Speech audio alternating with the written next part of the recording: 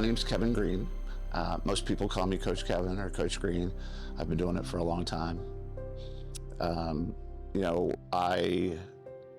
have my own coaching business, and I started it 2 years ago after I lost a job that I loved, and I thought I wouldn't be able to do anything again. And I realized it was a perfect opportunity to do something that fulfills me every day. So that coaching business is really geared around working with high school and college student athletes. And for me, it's about helping them understand who they are, but more specifically, I'm a very simple person. So life for me is really around two things. It's acute self-awareness, really being able to understand who you are and how you lead into things. And then around how you get along with other people, not deal with, how you work with and how you relate to other people, and appreciating and valuing the strengths that they bring to the table. And my business is really geared around changing the narrative from what's wrong with you to what's strong with you. And for me, that narrative is about life and about mental health and about everything we do. Everybody's trying to fix someone, fix you, change your weaknesses. And for me, it's about leveraging your strengths and not getting rid of your weaknesses and not ignoring them, but just really leaning into what you're good at.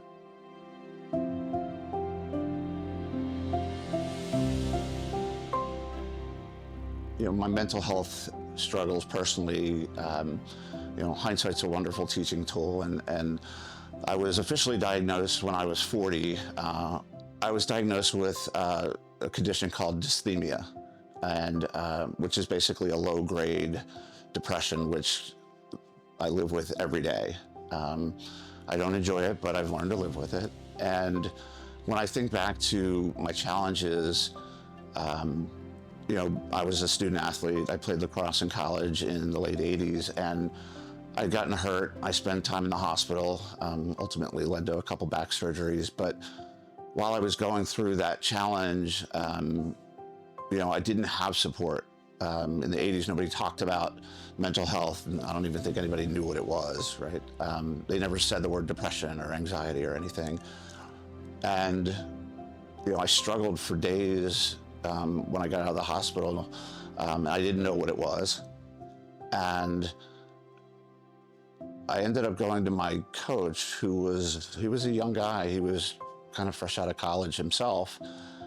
And I sat in his office, and I just remember the smell of this old wooden building and kind of the steely blue eyes that he had. He was, and I said, "Coach, I don't know if I want to play anymore." And he just stared at me, and it seemed like forever. And finally, when he did respond, he just said, "Okay." And I didn't know what to do, so I got up and left. And ultimately I ended up not playing. Again, I ended up having some back surgeries later, but at that point, I wish I would have had somebody who would have said, "Well, what do you need? Are you okay?" And that, to me, was a huge miss. And I don't blame anyone for that. It was just part of what was happening at that time in my life in the 1980s. And I'm glad things have changed. And part of my message is to make sure that encounter between a student athlete and a coach or a parent or a friend never happens again.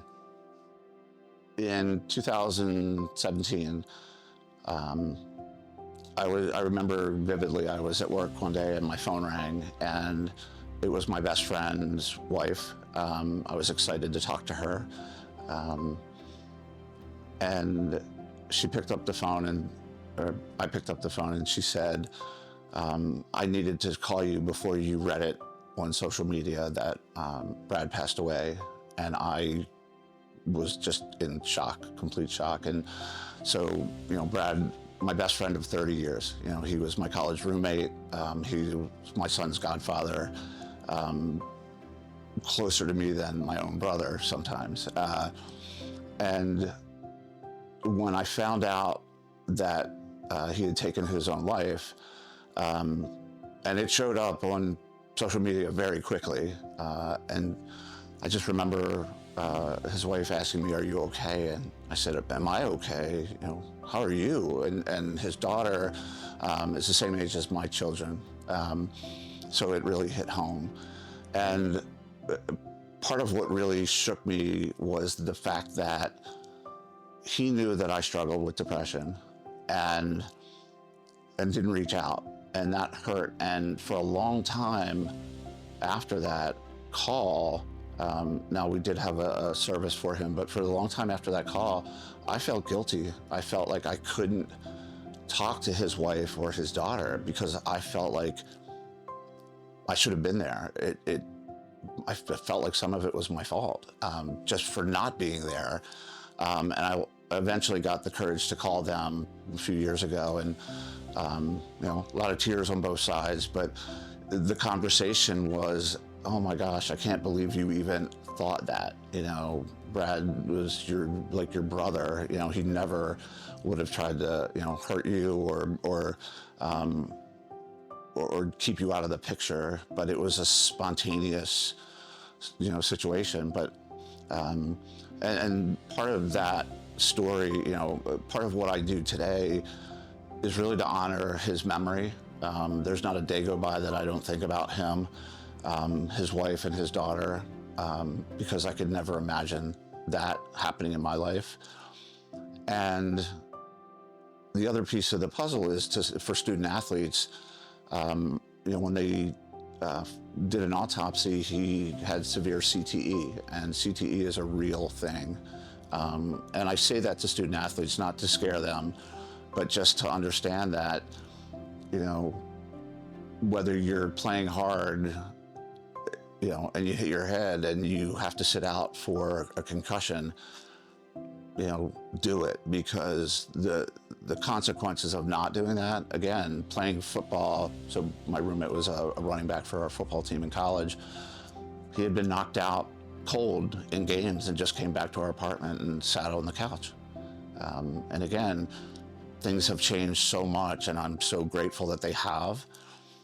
You know, whenever I speak with student athletes or coaches, it's play hard, but be smart about it, because the rest of your life depends on it. If I had two wishes, I think one would be that no one would ever have to suffer through depression, specifically, or anxiety, or any mental health issues. That would be my first wish.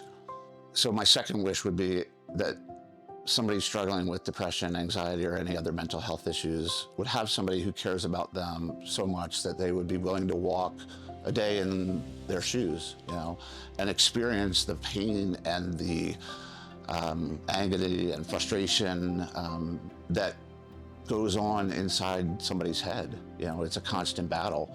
And even if they couldn't go a day in the life, it's that they could just be there to sit and listen and say, "I don't understand, I can't imagine it, but whatever you're going through, I am here for you, and I will just listen if I have to."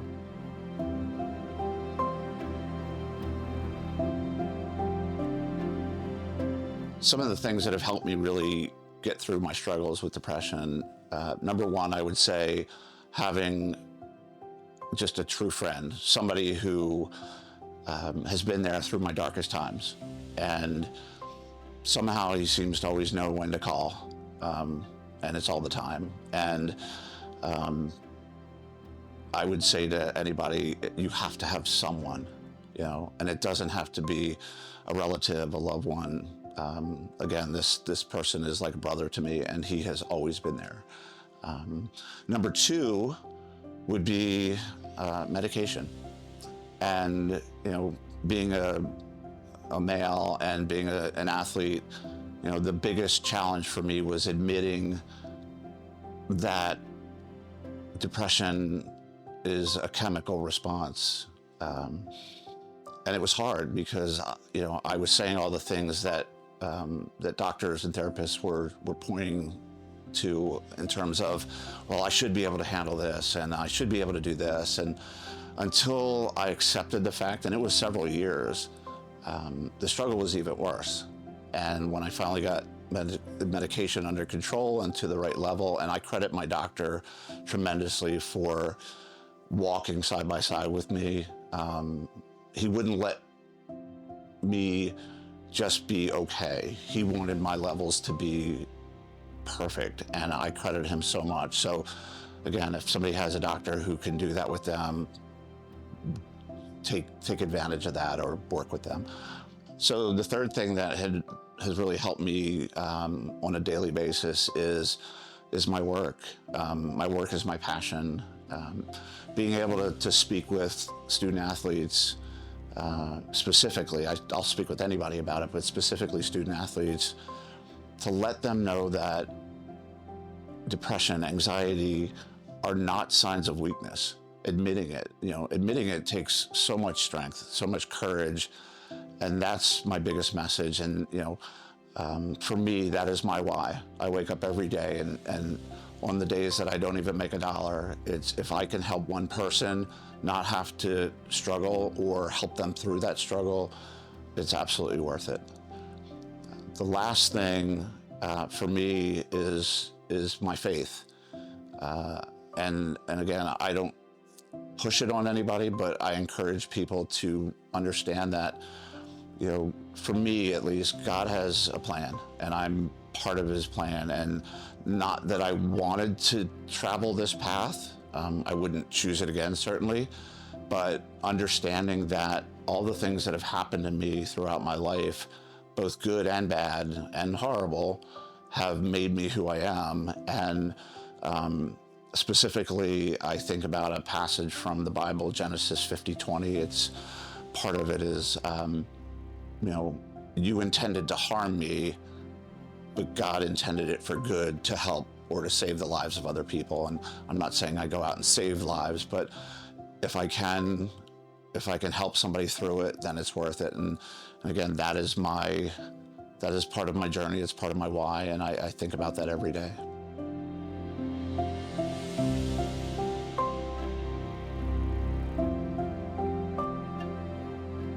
If somebody came to me, or in one of my talks with student athletes, if they said to me, well, admitting that you have a mental health issue is a sign of weakness, I would look them straight in the eye and say, you are absolutely 100% wrong.